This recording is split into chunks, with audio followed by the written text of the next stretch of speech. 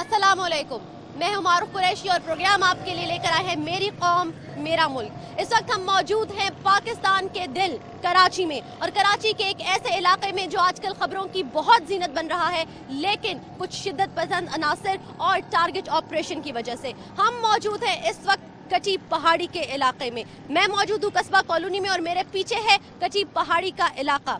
कहते हैं कि रास्ते बनाने से राहें हमवार होती हैं, चाहे वो दिलों की हो या ट्रेड और बिजनेस अपॉर्चुनिटीज हो। लेकिन इस पहाड़ी के कटने से क्या राहें हमवार हुई हैं, या फिर इस पहाड़ी के कटने से यहाँ के लोगों की जिंदगियाँ कट रही हैं? यही सवाल आज हमने उठाया है मेरी कौम मेरे मुल्क में। कराची में जारी टारगेट ऑपरेशन के हवाले से बात करेंगे, देखेंगे कि इस ऑपरेशन का लोगों की जिंदगी पर क्या असर है, क्या हकाइक है, क्या सच्चाई है, दिखाएंगे आपको मेरी कौम मेरे मुल्क। इस वक्त हम मौजूद हैं कटी पहाड़ी में वाक़ई कलंदरी चौक के ऐन वस्त में। आपको बताते चलें कि मेरे दाएं जानिब पख्तून कम्युनिटी है, मेरे बाएं जानिब उर्दू स्पीकिंग कम्युनिटी है। आज यहाँ भी जाएंगे और यहाँ भी जाएंगे और बात करेंगे इन दोनों कम्युनिटीज से और दीगर कम्युनिटीज भी जो यहाँ पर कटी पहाड़ी में मुकीम है, कि उनकी जिंदगी आखिर कैसे चल रही है। लेकिन आपको बताते चले कि यहाँ पर आने के बाद कहीं से ऐसा नहीं लग रहा कि जिंदगी यहाँ रुकी हुई है। जिंदगी यहाँ रवां दवा है, जिंदगी के आसार यहाँ नजर आ रहे हैं, और लोग जो है वो अपने कारोबार में मगन है, ट्रैफिक उसी तरह जारी है। और वो जो परसेप्शन हमें दिखाया जाता है कटी पहाड़ी के हवाले से, लियारी और दीगर इलाकों के हवाले से, उसे आज जाहिल करने की कोशिश करेंगे। लेकिन लोगों से जानना बहुत जरूरी है कि आखिर उनकी जिंदगी यहाँ कैसे गुजर रही है।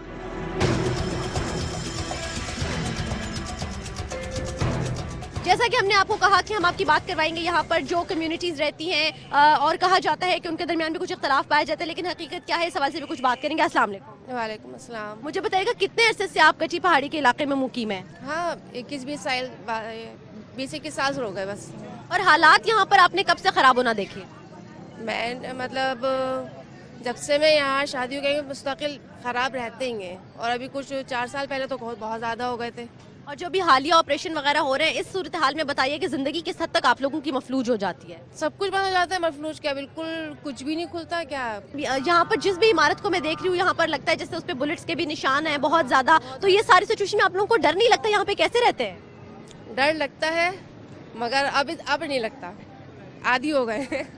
गोलियाँ खाने के नहीं, गोलियां सुनने के। आप लोग यहाँ से सोचते नहीं हैं कि अगर आप यहाँ से हिजरत कर जाएं, कहीं और चले जाएं, कहीं और मुंतकिल हो जाएं? सही है, जिनके अपने मकान है वो तो कैसे जाएंगे, ऐसे छोड़ के तो नहीं जा सकते। सब छोड़ के कहाँ जाएंगे? पूरी सारी कराची में यही हाल है। सारी कराची में क्या समझो, पूरी पाकिस्तान में यही हाल है। महंगाई से इंसान मर रहा है, गोलियों से मर रहा है, बम धमाकों से मर रहा है। तो इंसान जाए तो कहाँ जाए, कहाँ छोड़ के अपना घर जाएंगे? जो किराए के लोग हैं वो तो चले जाते, जिनके अपने मकान है, अपने मकान छोड़ दो तो फिर दूसरे आके कब्जा कर लेते। ना वो फिर वो घर का रहा ना घाट का रहा, वो भूख से भी मर रहा है, वो मकान से भी मर रहा है। तो कहाँ जाएगा इंसान इस हालत में? अब सोचा शरीफ साहब आएंगे, तो शरीफ साहब क्या हो गया, वो उन्होंने और ज़्यादा आवाम की, गरीब आवाम की खाल नोच लिया। तो बेचारी आवाम तो हर जगह से ही पिसती रहती है ना, आवाम तो बेचारी हर जगह से ही मरती रहती है। यहाँ ना पठान महाजिर का झगड़ा है, ना सिंधी बिलोचे, किसी का भी झगड़ा नहीं है। सिर्फ ये जो आने वाले दहशतगर्द जो छुपते रहते हैं, आए दिन ऑपरेशन होता रहता है, लेकिन पता नहीं वो ऑपरेशन में पकड़ते हैं या नहीं पकड़ते हैं। इस वक्त हम मौजूद है एक सीनियर सिटीजन के साथ और पूछेंगे कि इतने अरसे से यहाँ पर वो मुकीम हैं, उन्होंने यहाँ के हालात को कैसे तब्दील होते हुए देखा? आपके ज़माने में कितना अमन था और अब क्या सूरत हाल है? बहुत अमन था। हर जगह हम सैफुल्लाह के यहाँ जाते थे, जुआ खेलते थे, वहाँ पर खुलेआम कोई नहीं पकड़ता था, गिरफ्तार करते थे। सारी रंजस पुलिस वाले खड़े रहते थे, चरस बिकती थी, शराब बिकती थी, सारी बोतलें बिकती थी, सारे यहाँ से लोग जाते थे। लेकिन इलाका पुरअमन था। इलाका पुरअमन था, और जब फड्डा हो जाता था, मार्शल लॉ लग जाता था, तो फिर वो सख्ती हो जाती थी। और अभी क्या हुआ? पिछले 3-4 साल से जो यहाँ पर इतनी खबरों के अंदर जब देखें कटी पहाड़ी, जब देखें कस्बा कॉलोनी और रंगी टाउन के मसाइल होते हैं, अब क्या हुआ? मारते, स्कूटर से निकलो डंडा मारेंगे सर पे, ये मुहाजिर दा मुहाजिर दा और दा पख्तून दा। तो गैंग्स है यहाँ पर? गैंगी कहेंगी आप? कौन सी ऐसी टेक्नोलॉजी इनके पास जो है जिसको इस्तेमाल करना चाहते हैं? बाप बनना चाहते हैं तो बाप बन जाओ, बेटा तो मानो ना। ये क्यों करते हैं ऐसा? ये कायद आज़म के नाम पे, लियाकत अली के नाम पे, किसी भी सियासतदान के नाम पे क्यों करते हैं? इनका बच्चा पैदा होता है सियासतदान बन जाता है, और गरीब का बच्चा पैदा हो तो कभी कुछ नहीं बन सकता। आखिर क्यों? पॉलिटिकल ओनरशिप जो यहाँ पर मिसिंग है वो हमें यहाँ पर दिख रही है, और लोग जो है वो किसी पार्टी का नाम नहीं लेते हैं, वो बेइंतहा तंग है। लेकिन गोलियों के साथ साथ यहाँ के मसाइल से भी, कुछ और लोगों से भी बात। जब ये पहले हुआ था हंगामा, उसके बाद कभी नहीं हुआ। सब महाजन पठान सब मिलजुल कर रहते हैं, प्यार मोहब्बत रहते हैं, कोई कहानी नहीं है। ये तो बाहर के लोग आते हैं, जब हंगामा करने वाले बाहर की पार्टियाँ आती हैं, बाहर से लोग और यहाँ दहशतगर्दी करके और चले जाते हैं। नाम बदनाम होता है कटी पहाड़ी का और कस्बा कॉलोनी का, ये होता है। नाम बदनाम होता है कच्ची पहाड़ी का, कस्बा कॉलोनी का। मुझे बताइएगा, आप क्या समझते हैं कच्ची पहाड़ी के अंदर ये जितना भी मामला होता है दहशतगर्दी का, इसके पीछे कौन है? क्या कह सकते हैं, सियासी बुनियादों में हो रहा है सारा कुछ। ये बात कटी पहाड़ी की नहीं, अब तो जो हालात है वो तो पूरी कराची, पूरे पाकिस्तान की हालात है। पूरे पाकिस्तान में ये हालात चल रहे हैं इस वक्त। हालात तो कहीं भी सही नहीं है। कटी पहाड़ी इतने बड़े इशू नहीं है, हम तो रात को 2-2 बजे आते हैं यहाँ से, इतनी बड़ी तो कोई इशू नहीं है। लेकिन फिर क्या वजह है कि लियारी, कच्ची पहाड़ी, इन इलाकों को ज्यादा हाईलाइट किया जाता है? लोगों ने हाईलाइट किया इसको आवाम ने, लोगों ने हाईलाइट किया, ट्रांसपोर्ट वालों ने हाईलाइट किया इसको, वरना इतना बड़ा कोई प्रॉब्लम नहीं। हम लोग शादी वगैरह में जाते हैं, 2-2 बजे रात को आते हैं बाइक पे, कोई ऐसी बात नहीं, आज तक किसी ने भी नहीं रोका हमें। तो असल मसाइल क्या है कच्ची पहाड़ी के? आप समझते हैं कि असल मसाइल को पीछे डाला जा रहा है और दहशतगर्दी का मामला सामने लाया जा रहा है? यहाँ गैस का बहुत ज़्यादा भुगतान है। 2 महीने से गैस इस इलाके के अंदर नहीं आ रही बिल्कुल। मैं इस टाइम आके 100 घर में आपको विजिट करा सकता हूँ जहाँ के चूल्हे ठंडे पड़े हुए हैं। गैस बिल्कुल भी नहीं आ रही है। गैस नहीं आ रही? गैस तो बिल्कुल भी नहीं आ रही है।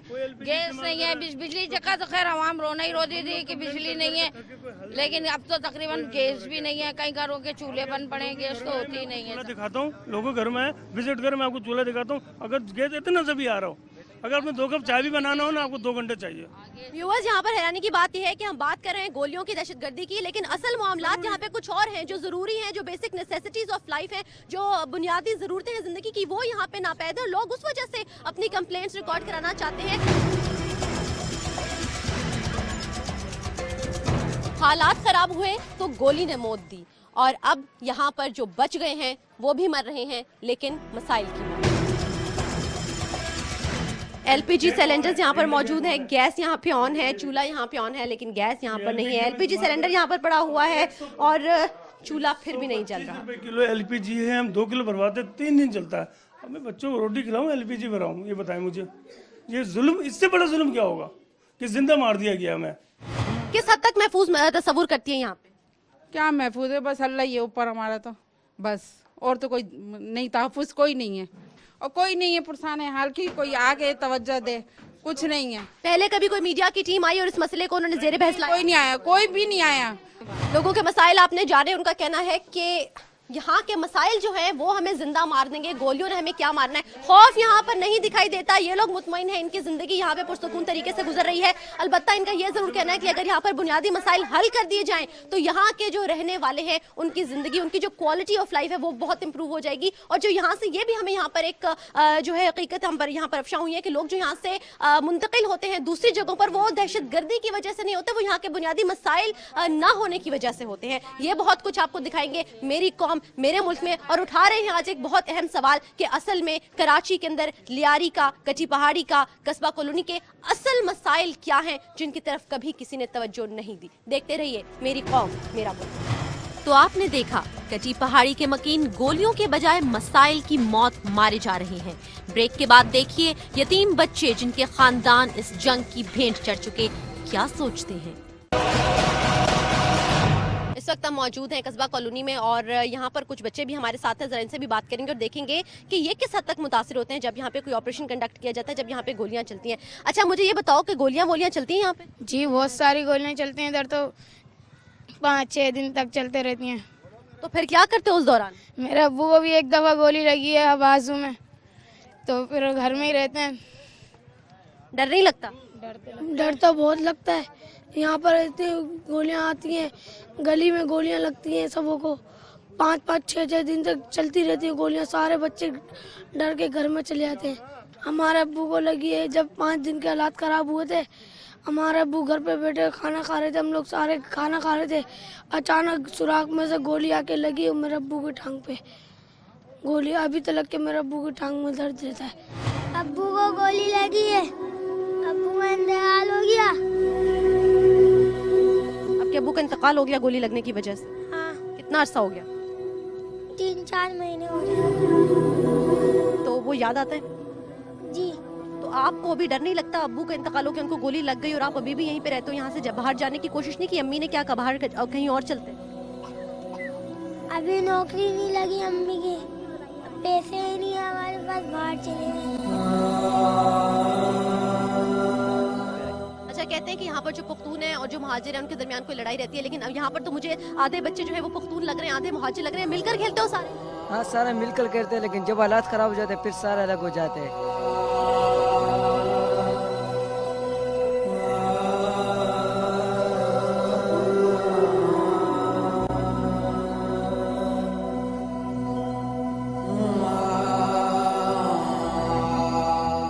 हमने देखा कि सवात में दहशतगर्दों ने खवातीन से उनका बुनियादी हक तालीम छीन लिया, लेकिन कस्बा कॉलोनी में इस वक्त हम मौजूद है, कराची का इलाका है, और यहाँ पर जो दहशतगर्दों ने और जो यहाँ पर शरपसंद अनासर हैं, जो शिद्दत पसंद हैं, उन्होंने भी कुछ कम हशर नहीं किया हुआ। मेरे बैकग्राउंड में आप देख सकते हैं गवर्नमेंट डिग्री गर्ल्स कॉलेज की बिल्डिंग है। ये इमारत है जहाँ पर खवातीन ने आना था, इसका इफ्तिताह होना था और यहाँ पर उन्होंने तालीम हासिल करनी थी, लेकिन बड़े ही अफसोस की बात है कि यहाँ पर अब रेंजर्स तैनात हैं। ये उनका हेड क्वार्टर है, ये उनका ठिकाना है, वो यहाँ रहते हैं। न जाने यहाँ के हालात कब ठीक होंगे, न जाने यहाँ पर जिंदगी कब मामूल पर आ सकेगी कि लोगों को उनके जो बुनियादी हुकूक हैं वो मिल सकें, तालीम हो, सेहत हो या दीगर जरूरियात जिंदगी।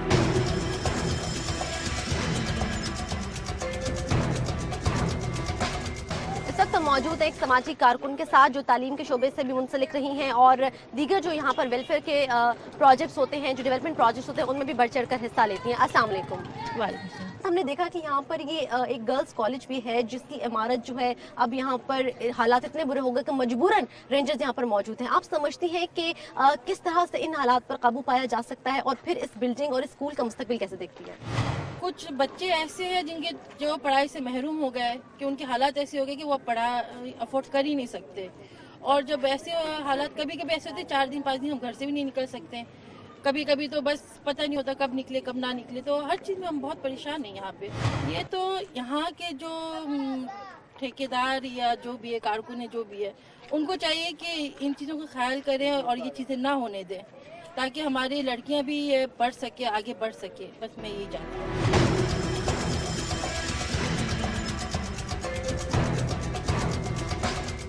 नाज़रीन, दहशतगर्दों ने, शिद्दत पसंदों ने बहुत सारे घरों के चिराग जो हैं वो गुल कर दिए हैं। एक ऐसे ख़ानदान के साथ हम यहाँ पर मौजूद हैं कटी पहाड़ी के इलाके में, जिन्होंने अपना जवान बेटा और एक बहन ने अपना जवान भाई खो दिया। इनकी वालिदा हमारे साथ हैं, उनकी बहन हमारे साथ हैं। सिर्फ 18 साल की उम्र थी उस नौजवान की जब वो एक अनजानी गोली का शिकार हो गया। इनकी वालिदा चूँकि पख्तून हैं, वो बात नहीं कर सकती हैं उर्दू में, लिहाजा हम उनकी बहन से बात करेंगे। अस्सलाम वालेकुम।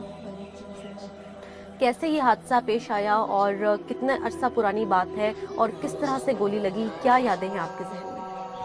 हमारे एक ही भाई तक कमाने वाला और कोई नहीं। क्या काम करता था वो? परचून का दुकान था, वहीं पर 1 बजे खाना खा कर फिर चली गई। जब 5-10 मिनट के बाद हमारा चचा का बेटा आकर उसने बोला शराफत पर गोली लगी। 20-25 मिनट के बाद वो घर पे आ जाए, जो 20-25 मिनट के बाद उसको घर पे मरवा लाए। हमारा एक ही भाई तक कमाने वाला, हमारा किराए का घर है, हम गरीब लोग क्या करेंगे?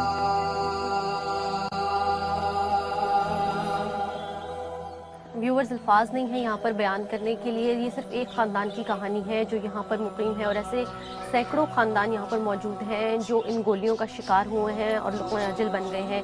जाने वाला चला जाता है लेकिन उसके पीछे उसका ख़ानदान ज़िंदगी भर रोता रह जाता है और ये उनमें से सिर्फ एक ख़ानदान है।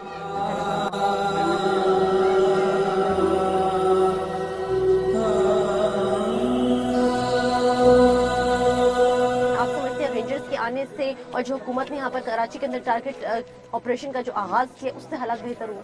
मेरे ख्याल में कराची का जो मौजूदा ऑपरेशन है ये बिल्कुल बरनाम ऑपरेशन है, क्योंकि इससे टारगेटिंग रोकी है, न बतखोरी रोकी है, न कोई और चीज़ रोकी है, इसलिए वो चीज़ जारी है। सब लोगों को पढ़ना जा रहा है कि भाई 10,000 बंदे पकड़े गए, 11,000 बंदे पकड़े गए।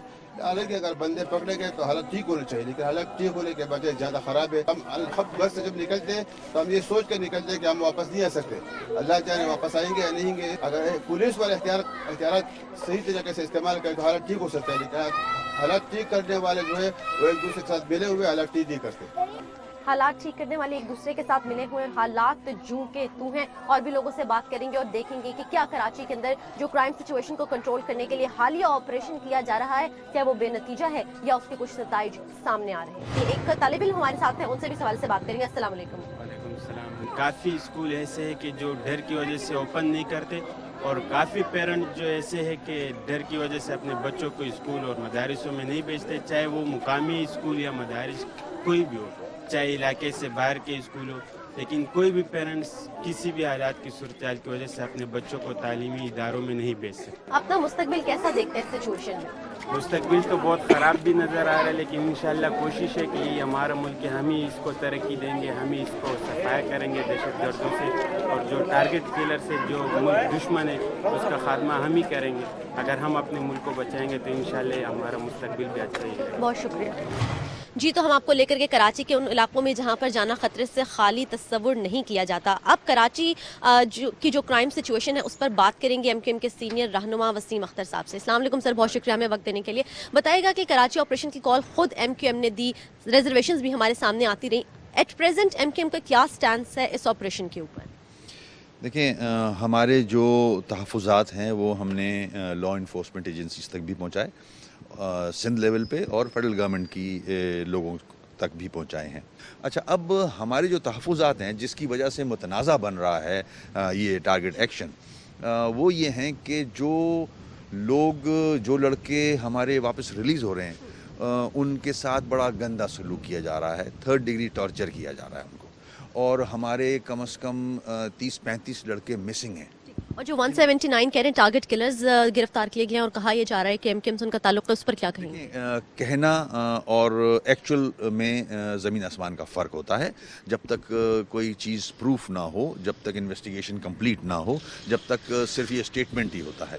तो अब ये किस किस्म का टारगेट एक्शन है जो कि वन साइडेड है, सिर्फ एमक्यूएम, क्योंकि एमक्यूएम ही क्लेम कर रही है कि हमारे लड़के गिरफ्तार हो रहे हैं।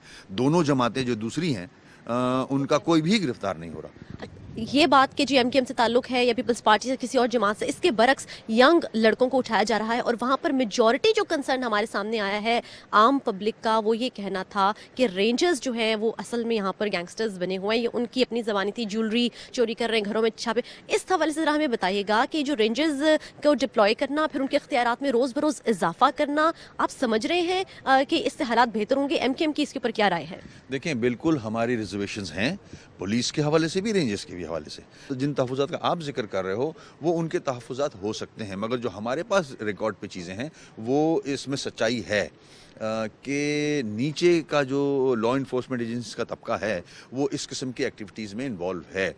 वो पैसे लेके हमारे कारकुनान को रिलीज़ कर रहा है, जिन पे कोई केस नहीं है, कोई शक व शुबा नहीं है, जिनको ये गिरफ्तार करने के बाद रिलीज़ कर देते हैं, उनसे भी पैसे लिए जा रहे हैं। तो अब जिम्मेदारी ये लॉ इन्फोर्समेंट एजेंसीज के उन ऑफिसर्स की बनती है जो जिम्मेदार हैं। साथ ही साथ अब कह रहे हैं जी पेस बढ़ा रहे हैं हम कराची ऑपरेशन का, तो अगर इस लेवल का रेंजर्स जो डील कर रहे हैं आवाम के साथ वो हाल है, तो पेस बढ़ाने का क्या मतलब है फिर? देखिए, पेस बढ़ाना उनकी कोई स्ट्रैटेजी होगी, मगर आई एम सॉरी टू से कि रिजल्ट जो है वो खातिर खान नहीं है as far as Karachi is concern.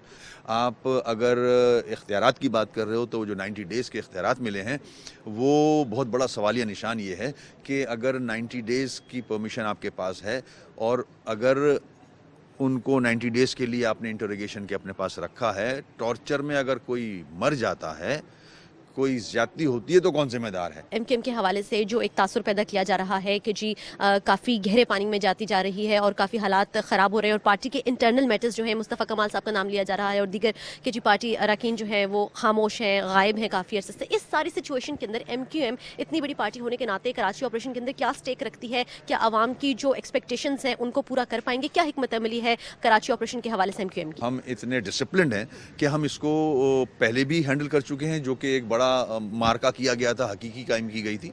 तो ये तो बहुत छोटी सी बात है और ऐसी कोई इसमें शक व शुबात की चीज़ें ही नहीं है।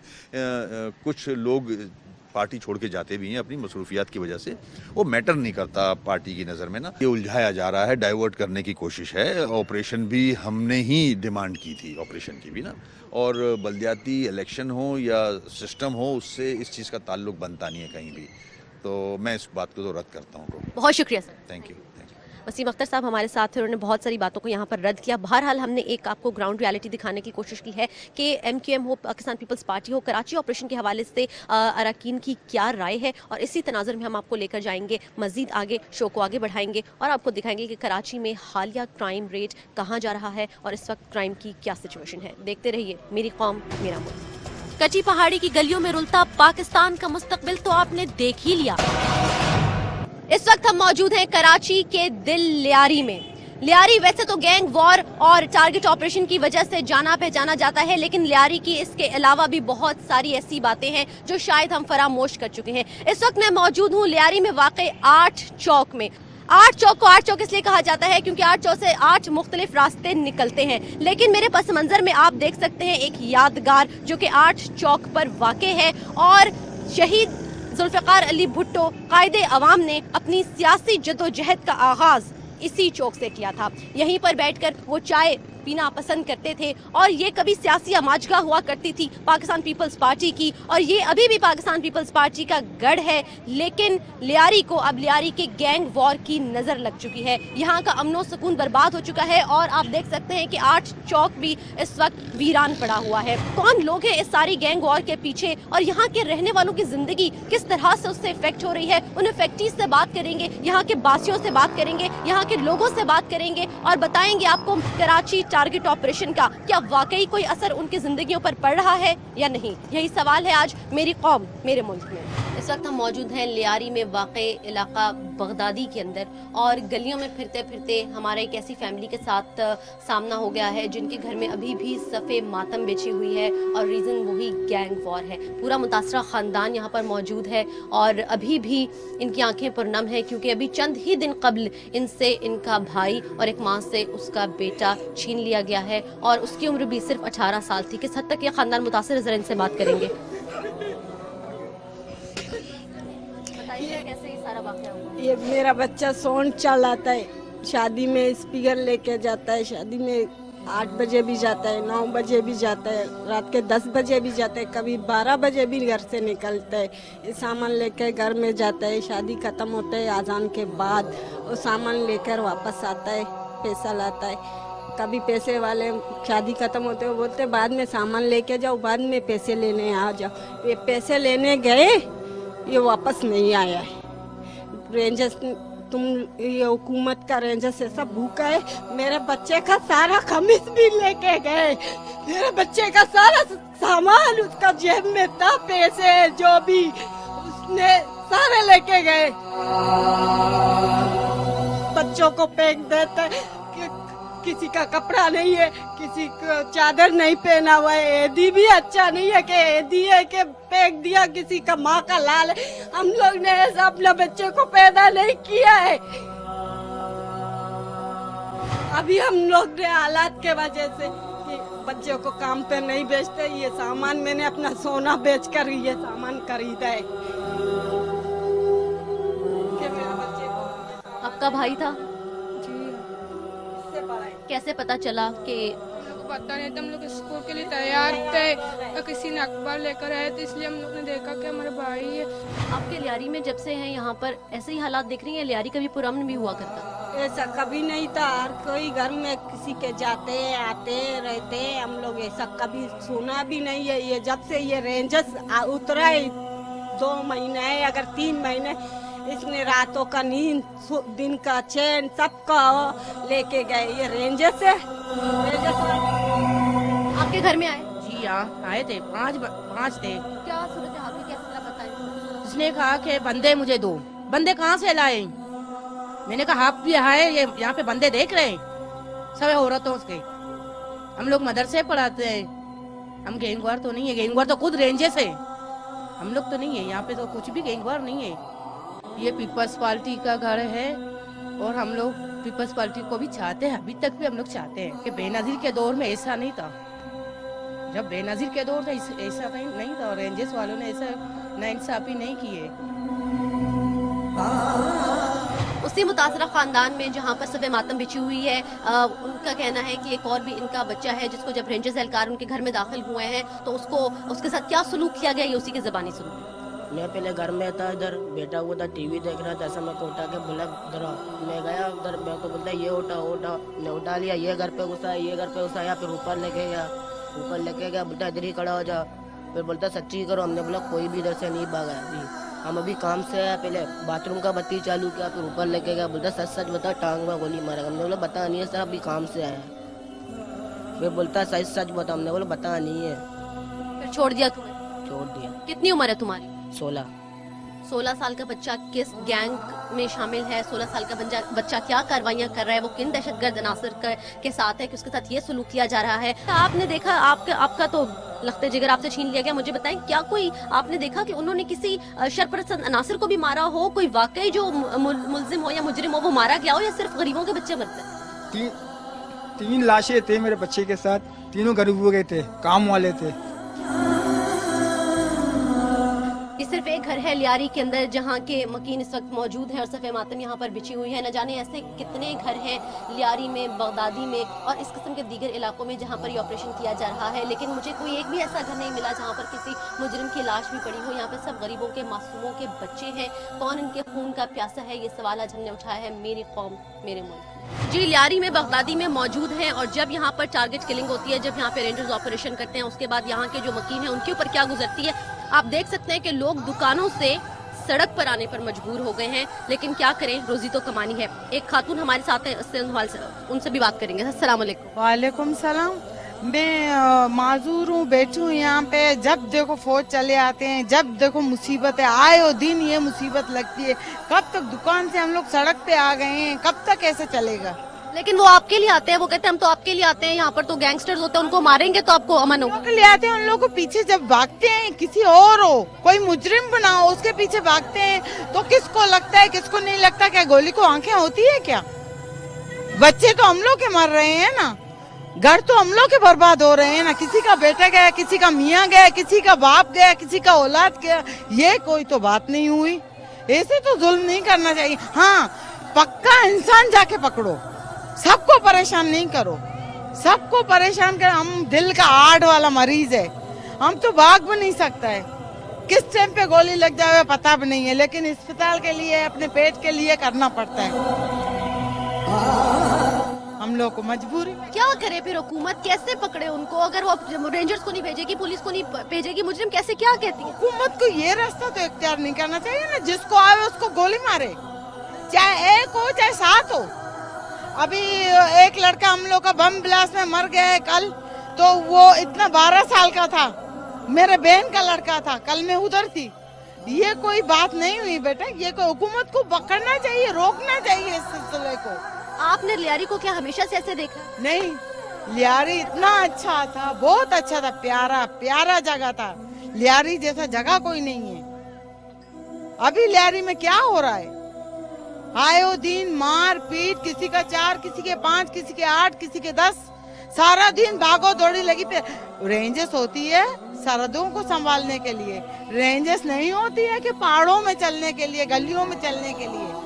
ऐसी बातें इन्होंने कह दी हैं कि शायद हम भी उनको समाप्त नहीं कर सकते अपने वर्ड में। और ये एक खातून की नहीं, ये पूरे लियारी की आवाज है, ये पूरे कराची की आवाज है। और आप देख सकते हैं कि यहाँ पर जो ऑपरेशन किया गया है उसके क्या नतीजा निकल रहा है, आपने खुद सुना और देखा।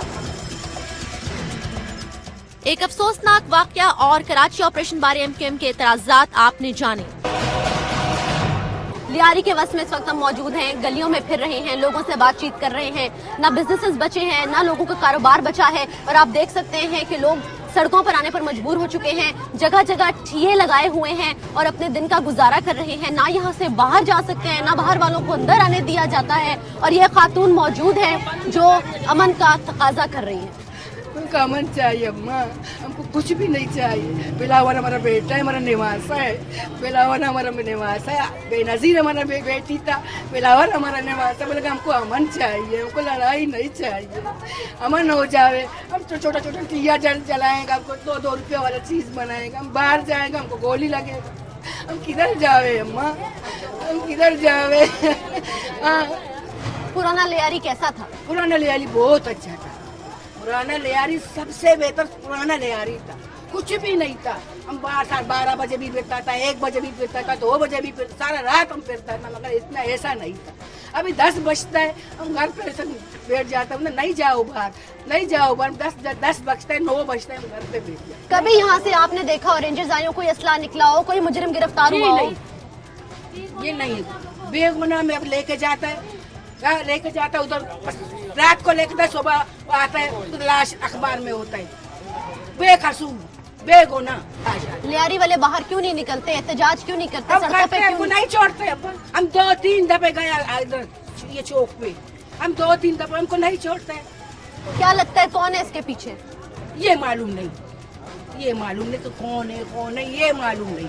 पता तीसरी कुव्वत हमने भी नहीं देखा, क्यों झूठ बोले, दूसरी कुव्वत हमने नहीं देखा। यहाँ के लोग भी ये जानते हैं कि किस तीसरी कुव्वत की बात की जा रही है, वो नहीं जानते कि तीसरी कुव्वत क्या है, लेकिन ये अल्फाज उनको रटा दिए गए हैं और उनको यही दिलासे दिए जा रहे हैं कि सारी गैंग वॉर के पीछे, इस सारे टारगेट ऑपरेशन के पीछे कोई तीसरी कुव्वत है। लेकिन उनका यही कहना है कि लियारी पुरअमन था, लेकिन अब यहाँ पर रेंजर्स के हाथों, ऑपरेशन के हाथों अगर कोई जाया हो रहा है तो सिर्फ उनकी जानें, उनके बच्चे और उनके लख्ते जिगर। आगे भी जाएंगे और देखेंगे कि लियारी में क्या हो रहा है। अमन तो अमन चाहिए। हम पाकिस्तान पीपट वाला था आदमी हूँ, मेरे से बच्चा रात को हम लोग तो भाई जाएगा, शाम से उधर से खुद से लाश आएगा। ये कैसा आदत है? रेंजर से आते मेरे घर में दया ढूंढा सोच नहीं देता दया, ये कैसा पैसा हमारा लेते दया। आपके घर आए थे? नहीं, हाँ हमारे घर से आया था। तो क्या कहते हैं जब आते हैं तो क्या करते हैं? तो डर देता है, डरा देता है, चुप करो चुप करो, तब हमार तू हमला करता है। कानून नहीं, रेंजर्स आते हम लोग का बच्चे उठा के लेके जाता है।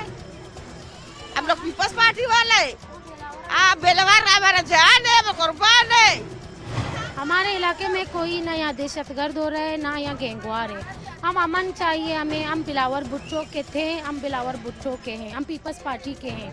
बस रेंजर्स जब आते हैं हमारे यहाँ इंटर होते हैं या बेगुनाह लड़के बैठे हुए हैं उनको उठा के मार देते हैं गन से और यही कहते हैं कि मुकाबले में मर गए हैं। ये कहाँ के यहाँ मुकाबला हो रहा है? यहाँ कोई मुकाबला, अब यहाँ आप आए हो, आप देख रहे हो यहाँ कोई मुकाबला हो रहा है या गोलियाँ चल रही है? हमें इलाका अमन चाहिए, हम अमन के दीवारे हैं, हमें अमन चाहिए।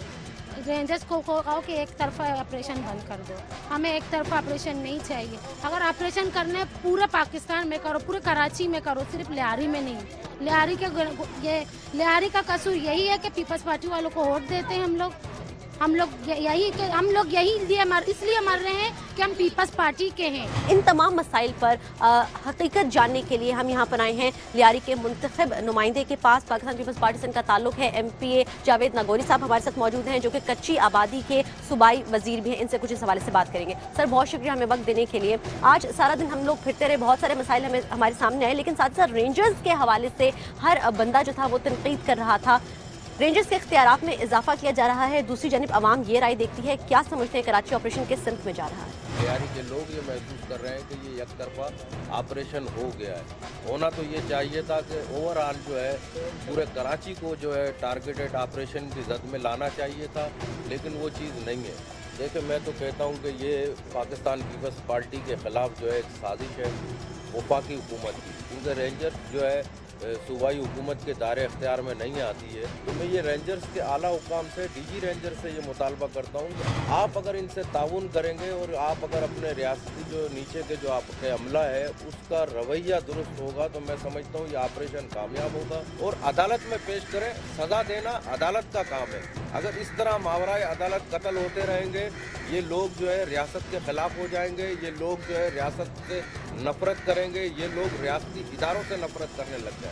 कोशिश करेंगे कि जावेद नगौरी साहब से रिक्वेस्ट करें कि वो भी हमारे साथ चलें और देखें कि लियारी में क्या हो रहा है। नयाबाद के इलाके में मौजूद है लियारी के अंदर, और लियारी वो इलाका, वो शहर जहां पर सबसे पहले जो अर्ली सेटलर्स थे कराची के वो यहाँ आए, लेकिन अब हम देख रहे हैं कि लियारी बदल चुका है, लेकिन जिंदगी यहाँ पर अभी रवा दवा है। मेरे साथ जावेद नगौरी साहब भी मौजूद हैं, इनको हम साथ लेकर आए। सर, बताइएगा, आप इस तरह सड़कों पर रोज निकलते हैं, देखते हैं लियारी में क्या सूरत हाल है, या आज हमारे साथ ही चल रहे हैं? नहीं, मैं अभी आपसे आने से पहले मेरी रोजाना ये वाक होती है मेरा घर भी घड्डा मार्केट में और दफ्तर मेरा नयाबाद में है, तो मेरा पैदल आना जाना होता है। गलियों में भी मैं पैदल घूमता हूँ। जैसे आम से लोग हैं और लियारी के लोग बड़ी मोहब्बत रखते हैं मुझसे। अच्छा सर, यहाँ तो जिंदगी बड़ी नॉर्मल लग रही है, नहीं लगता कि यहाँ पर कोई ऑपरेशन कंडक्ट किया जा रहा है? देखें, ऑपरेशन की सूरत हाल तो ये सब तमाम चीज़ें देखें, लेकिन कुछ मीडिया ऐसे हैं जो फोकस करते हैं सिर्फ लियारी पर, कि लियारी में जराइम पेशा लोग मौजूद हैं, लियारी के हालात ऐसे हैं कि वहाँ आम लोग जो है जा नहीं सकते।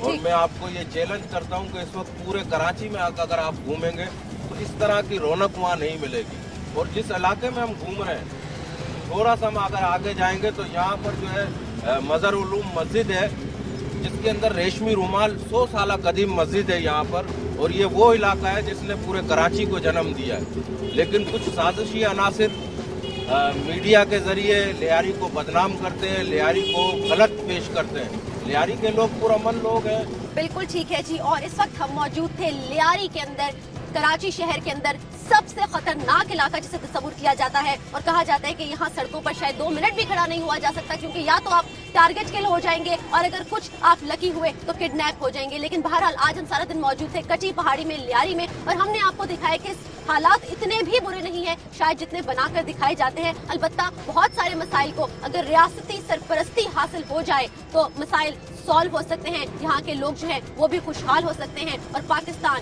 लियारी, कटी पहाड़ी फिर से पुरअमन इलाके तस्वुर किए जा सकते हैं। जी, तो कराची में हमारे आज एक दिन का इख्तिताम हुआ चाहता है। हम आपको लेकर गए उन इलाकों में जहां पर जाना महाल तस्वुर किया जाता है, और कहा जाता है कि अगर वहां पर गए तो मुमकिन है कि शायद आप भी किसी गोली का निशाना बन जाए। लेकिन हम आपको लेकर गए कच्ची पहाड़ी, हम आपको लेकर गए लियारी, हम आपको लेकर गए बगदादी, और हमने आपको दिखाया कि जिंदगी के आसार वहाँ भी नुमाया है। गो कि हालात की खराबी का रोना रोया जाता है, लेकिन लियारी और कच्ची पहाड़ी के अलावा पूरे पाकिस्तान में ही हालात खराब हैं। यही तकाजा था आज यहाँ के मकीनों का भी कि अगर ऑपरेशन किया जाए तो पूरे पाकिस्तान में किया जाए, सिर्फ लियारी, बगदादी और इन इलाकों को बदनाम न किया जाए। बहरहाल हमने कोशिश की है आपको हकाइक दिखाने की। मेरी कौम मेरे मुल्क में 2014 का आगाज हो चुका है, और इसी दुआ के साथ कि जल्द ही पाकिस्तान पुरअमन हो जाए, पाकिस्तान का दिल कराची और कराची का दिल लियारी और दीगर इलाका जात भी पुरअमन हो जाए। इसी दुआ के साथ इजाजत चाहेंगे। जहाँ भी रहिएगा अपना ख्याल रखिएगा। अल्लाह हाफिज।